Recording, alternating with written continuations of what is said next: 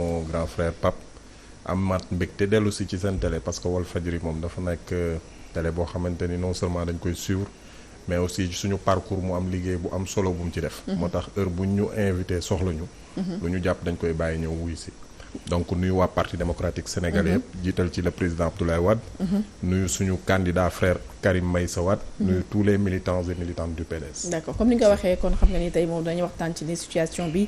seen parti di traversé waaye aussi mbirum parrainage bi ak candidature bi di Karim Meïssa Wade la position du parti démocratique sénégalais ak jamono ji coow lu tukkee si mise en place ci seen fédération yooyu ñëpp nekk entre autres point yi ñu war a waxtaanee tey waaye dañ koy tijjee ak jamono ji li nga xam ne mooy xew fële ci Moyen-Orient diggante Israël ak Palestine gis ne jamono ji mën nañu wax que la guerre est totale ba léegi sax ba mu yëg ci plateau gis ni le ministre de la défense israélien daal dina génn wax ni carrément dañuy def benn siège complet ci la bande de Gaza mu nar a indi lu métti ca gox boobu nga xam ne mi ngi recueilli plus de 120 000 palestiniens ñuy dund foofu noonu dinañ ci ànd ak ki nga xam ne mooy Pape Sané nuyu naa la. maa ngi lay fay soxna Khady amaat mbégte teew fii di nuyu sunu invité bi nuyu également sunu mbokk yi ñuy seetaan fii ci réew mi ak bitim réew massaw sunu mbokk jullit yi fële ca Gaza Palestine également. alors comme ni nga ko waxee def nga introduction fële ca Gaza jamono ji jullit yi bari pour ne pas dire les palestiniens ñi ngi ciy ñàkk seen bakkan su fekkee ni sax offensive bi ñoom ñoo ko jëkkee waa Hamas depuis samedi mu nekk offensive boo xam ne ñu bari nee nañ dafa bett les Israéliens on peut dire que la guerre est en ce moment totale exactement quelle est la situation la am foofu noonu ci Moyen-Orient.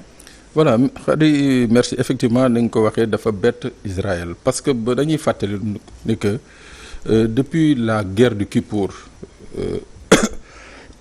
baal ma nañu gëj a gis un tel déchaînement de violence ci côté boobu mooy maanaam ci Palestine diggante Palestine ak Israël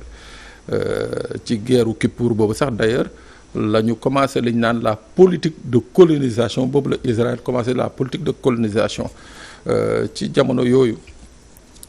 mu amoon benn organisation bu ñuy wax OLP organisation de la libération de la Palestine pour la libération de la Palestine kii di dem si yàlla Yasser Arafat jiite ko woon. ñuy dem di dem ba benn moment kooku di Yasser Arafat xam ne que le fait que ñuy continuer lutte armée bi dëkk occidentaux yi dañuy leen di traiter de terroriste donc ñu daal di fexe ñoom ñoo fexe. daal di changer de lutte daal di commencer jël diplomatie surtout bii nga xam ne la ko kii di François Mitterrand l'ancien président français recevoir sur les perrons de l'Élysée mu nekk une consécration diplomatique bi nga xam ne Israël ak ay ñooñ ay àndandoom kontaanuñu ci woon. alors ci noonu nag il faut que tamit qu'on remette les choses dans le bon sens bi succès diplomatique boobu amee. ñii di Israël ñoo suscité la création du Hamas ñoom ñoo nekk ci gannaaw création Hamas parce que gis nañ ni que OLP bi fa ñu jëm mooy daañu dem ba la ñu bëggoon mooy jot seen réew daañu ko jot parce que commencé nañu woon ba ñu reconnaître l'autorité palestinienne may leen tribune ONU ñuy wax may leen tribune internationale ñuy wax donc pour nag casser cette dynamique ñu daal di susciter créer li ñuy wax le Hamas comme États-Unis à un certain moment ni mu créer Ben Laden bi ak Al-Qaïda. mu nekk front armé. mu nekk front ñoom bi ñu koy créer c'était justement pour wan àddina ni que Hamas bi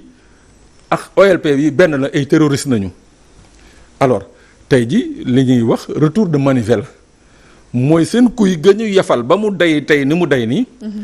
Hamas boobu moo dellu si waat. ñëw gannaaw ay années et des années parce que nee naa la depuis guerru Kippour violence bi nu mel gëj na am. daana am ay attaques sporadiques nii benn fan ñaari fan après ñu gaaw maîtriser ko mu geex mais bii ça fait presque 15 ans ci ren ji boo ko xoolee Hamas toog c'est-à-dire tous les circuits d'armement et d'approvisionnement bu Hamas Israël daf ko coupé woon. tunnel yi ñu gasoon diggante Gaza uti Égypte uti Liban yépp dañ ko fattoon bombardé lépp ba finalement Hamas dañu jàppoon ni que amatuñu woon fu ñu jëlee gànnaay ñu coupé leen avec l'Iran coupé leen avec le Hezbollah mais ci diggante bi nag ndekk ne ñoom ñu ngi continuer woon di liggéey ci suuf boobu nag moo jur tey ñu dem ba mën a defal seen bopp ay mortier mën a defal seen bopp ay xeetu ngànnaay yi nga xam ne pendant 15 ans la ñu toogoon di ko jàngat ci faayu sécurité Israël pendant 15 ans ils ont réussi en quelques heures à détourner justement ce système de défense bi nga xam ne parce que dañuy wax ni que Israël il faut le rappeler également dañuy am benn nu ñu naan dañu am benn parapluie ñu koy woowee le dôme bi nga xam ne c'est des batteries yi nga xam ne à 70 mètres lépp lu tiim Israël dañ koy abattre. Est-ce que loolu moo tax ils ont été touchés dans leur orgueil. parce que bu ñu nee Israël wax ne seen arme mooy arme bu gën a sophistiqué bu gën a am xarañ ci mbirum technologie mais attaque bi gisuñu ko sentir ko ba def leen bett ba looloo tax sax boo gisee tey propos yi nga xam ne c'est ministre de la défense da ko wax dem ba wax ne ñi ngi jàkkaarloo ñoo xamante ne ay mbaam lañu mun nañoo wax ni sax ay sauvage lañu wala pour ne pas dire ça c'est des animaux am propos yoo xamante dafa mel ni fulaalul waa Palestine mais dem ba dem di leen mandarga sax wala di leen toll rek ay bàyyi ma kon dafay wax ne fu mu toll nii ñoom ñi ngi dem ci guerre boo xam ne ñoom sax dematu ji ak seen xel mi dañ ci dem ak xol est-ce que loolu du nekk faille ci seen côté. waaw mais déjà faille bi moom am na c'est-à-dire quand on parle de défaite lii kenn mësu ko séntu parce que pour dire vrai mooy que Israël c'est pratiquement tout l'Occident qui est derrière Israël gis nañu bi affaire bi amee les principaux chefs de l'Occident dañu jóg condamner Hamas condamner wuñu Israël de. condamné wuñu les morts palestiniens dañu condamné les morts israéliens. muy benn ñaar mooy li ma doon laajte sànq est-ce que une vie israélienne vaut mieux qu'une vie palestinienne parce que 15 ans yi ñu ma la wax amul woon dara ba ci janvier bi laa ko doon xayma janvier 2023 ba tey ji ba barki démb bi affaire yi conflit bi commencé il y a eu 1200 morts palestiniens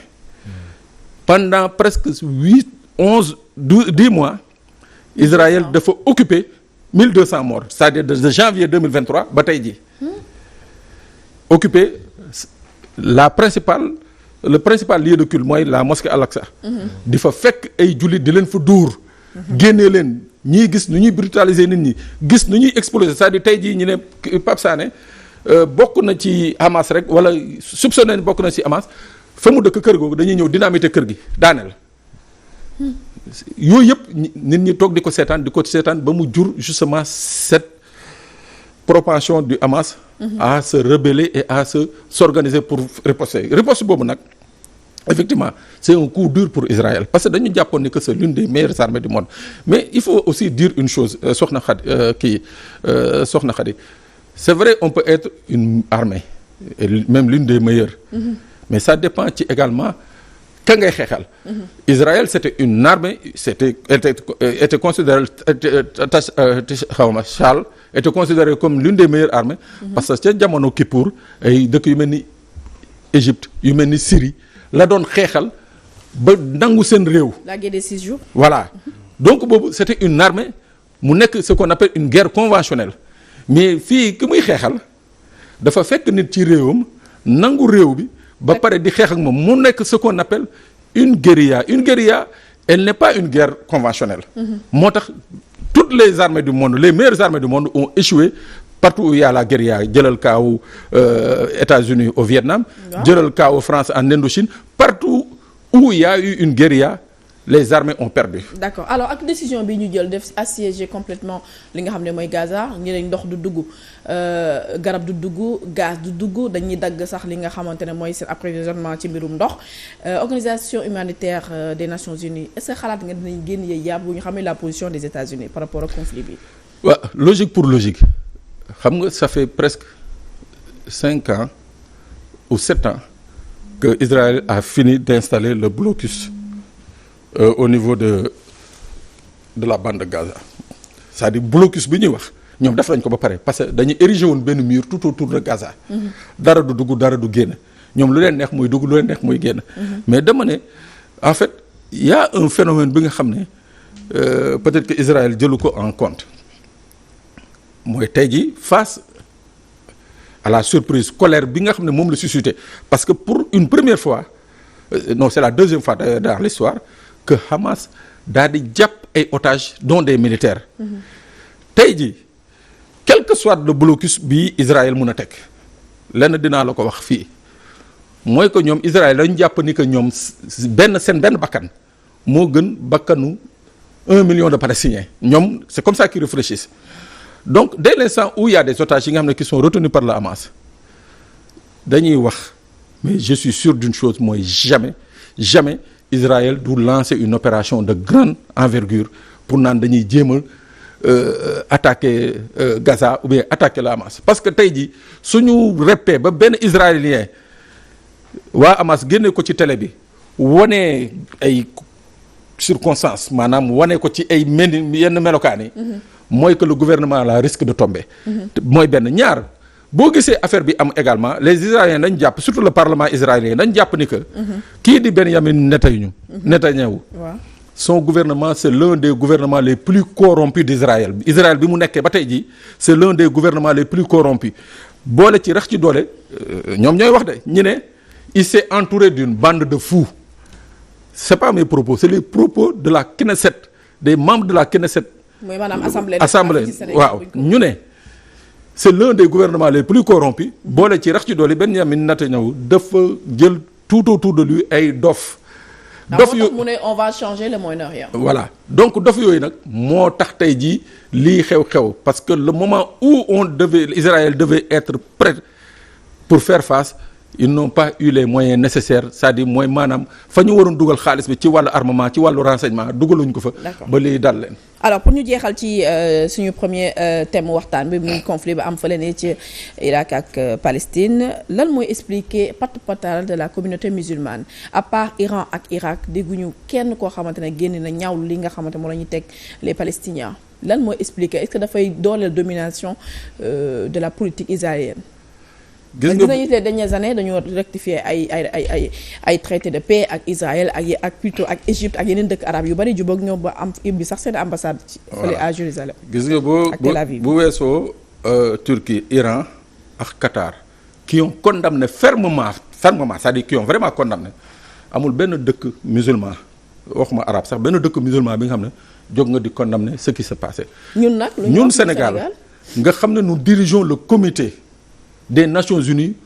pour la protection des droits inaliénables du peuple palestinien ñun sunu nguur bi mu génnee communiqué bi maanaam communiqué kii la tuddee xaw ma nañ koy waxee baara yegoo quoi bëggul kenn mer c'est-à-dire condamné wul fii waxul fii arrêté leen li yëg lii mais une chose est sûre tey jii wax nga ko mooy dès l'instant où il y a eu les accords de Camp David yi nga xam ne moom lañu signé woon aux États-Unis entre Anwar el-Sadat ak Menachem Begin à l'époque accord yooyu moo dem ba dëkk yu bëri tous les pays musulmans sous la baguette des États-Unis dañu commencé woon di aligné wu derrière l'Égypte mooy maanaam comme Égypte nga xam ne moo doon guerre ak Israël dem na ba signer accord de paix donc Israël ak États-Unis li ñu jàppoon mooy forcer yeneen pas forcer convaincre yeneen pays musulmans ñu signer foo la comment affaire yi jógee ñu commencé di am ay représentants diplomatiques commencé di am ay ambassades commencé di am ay coopération ak yeneen dëkk léegi nag li ci gën a yéeme dans les pays musulmans comme ni nga ko waxee sa njëlbeen wax mooy dañu jàpp ne que Israël ci wàllu armement dañ ci xarañ et comme dans la plupart des pays musulmans yàlla nañ ma baal mais c'est des pouvoirs dictatoriaux ñoo fa nekk ñoom jàpp nañu ànd ak Israël c'est une garantie quelque part mooy maanaam ay logiciel espion pour déglu sa njaboot déglu sa population déglu say opposants yomb na leen mooy benn ñaar am nañu ay services de sécurité yi nga xam ne mun nañu assurer la protection rapprochée boo xoolee pays yu bëri pays jullit yu bëri ñi seen i njiit c'est des services israéliens ñooy assurer seen sécurité loolu tax na pratiquement beaucoup de pays africains beaucoup de pays à connotation musulmane dañu jël seen sécurité dénk ko Israël kon dafa am conflit d'intérêt moo tax y a un conflit d'intérêt mais tey jii soo xoolee Israël ni mu tuutee amul benn dëkk peut-être que Gambie bi lay ëpp mais bu weesoo loolu amul benn dëkk jullit bi nga xam ne Israël tolloon nag moom mais boo gisee tey ni mu mën a peser c'est parce que quelque part nit ñi jàpp nañu ni que amal na leen njëriñ muy benn ñaar foofu dans la zone du Golfe